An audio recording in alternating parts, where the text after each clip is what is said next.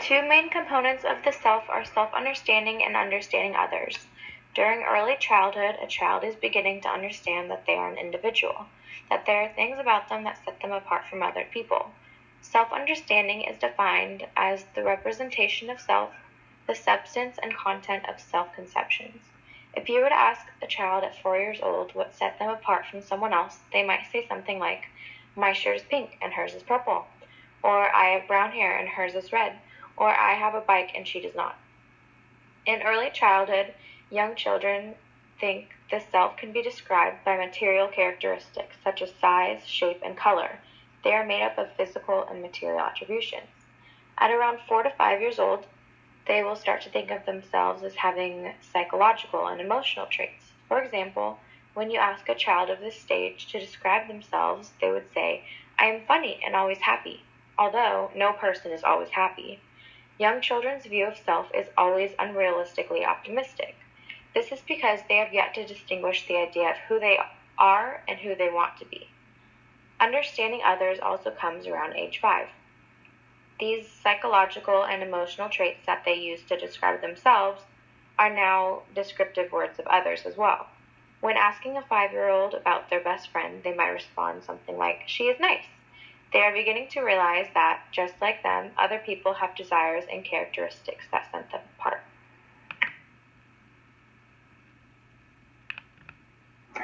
While infants can express joy, sadness, fear, and even frustration, one must be self-aware to experience self-conscious emotions like pride, shame, embarrassment, and guilt. Self-awareness usually begins around 18 months. In early childhood, it becomes very common for a child to experience guilt and shame. These feelings are most often shown when being reprimanded by a parent. For example, a mother saying to her child, "You stole your sister's toy, you should be ashamed of yourself." Another developmental frontier is a young child's ability to understand emotion.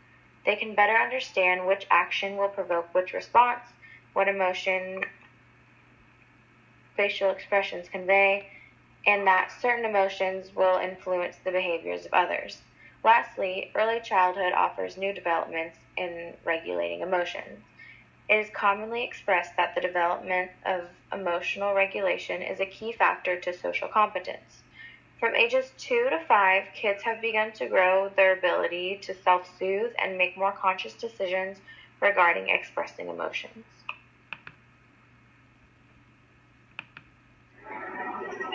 At this stage, children will begin to experience feelings of anxiety and guilt when they feel they've done something bad or something that will make their parents upset.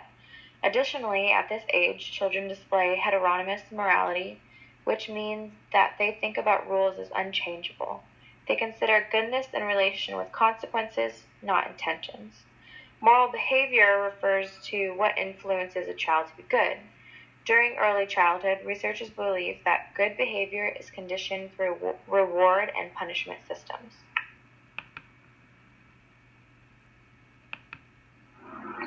On this slide, we will observe the social, parental, and peer influences on early children's identities.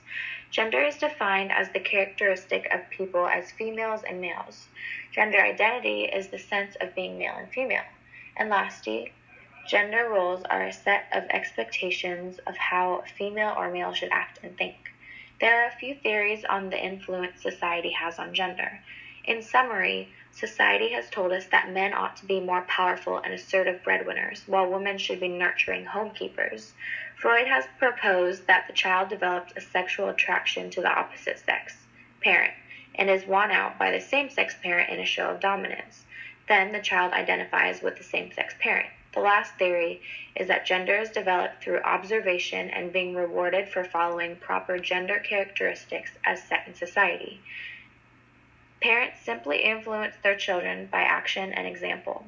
Peers operate on a reward and punishment system in where they reward the female friend for obeying female gender role standards and ostracize the girl who displays more masculine characteristics.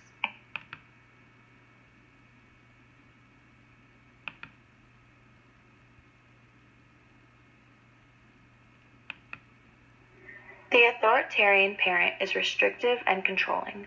They demand that their work and efforts be acknowledged and respected. This parent is quick to set limitations on the child but leaves no room for communication. For example, if a child asks why they can't do something, the parent would say something like, "Because I'm the parent and what I say goes," rather than explaining to their child the reasoning behind the rule. An authoritarian parent would be prone to spanking the child and punishing their loosely explained rules. Children of an authoritarian parent tend to be unhappy, fearful, and anxious when comparing themselves to others. They are often described as followers and don't have good communication skills. An authoritative parent wants to build their child's ability to be independent, while also setting rules and guidelines to promote safety and encourage good decision-making. Rules are open for discussion, allowing for the child to understand their parent's reasoning for what they have to say. An authoritative parent is also nurturing and supportive of their child. This child is most likely to be cheerful, maintain good relationships with peers and parents, as well as coping well with stress and less likely to be obese. Neglectful parenting is when the parent is not a key part of the child's life. These parents believe that some aspects of their lives are more important than the children themselves. These kids often display social incompetency, immaturity, and low self-esteem. They also show signs of truancy and delinquency. Lastly, the indulgent parenting style is when the parent is highly involved but has failed to place rules and regulations on their children. Or if they have, they are not enforced. Basically, they are letting their child do whatever they want. Some parents do this on purpose, mistaking this parenting style as being warm and nurturing. These children rarely learn respect for others. They might be domineering, egocentric, non-compliant, and have unsuccessful peer relationships.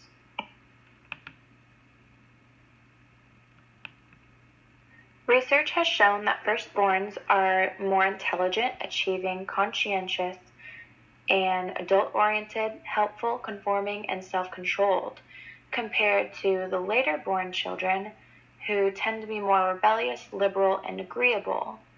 But what about the only children? While most people stereotype that only children are spoiled brats, research shows that children without siblings tend to be achievement-oriented and display desirable personality characteristics. This is especially true in comparison with the later-born children.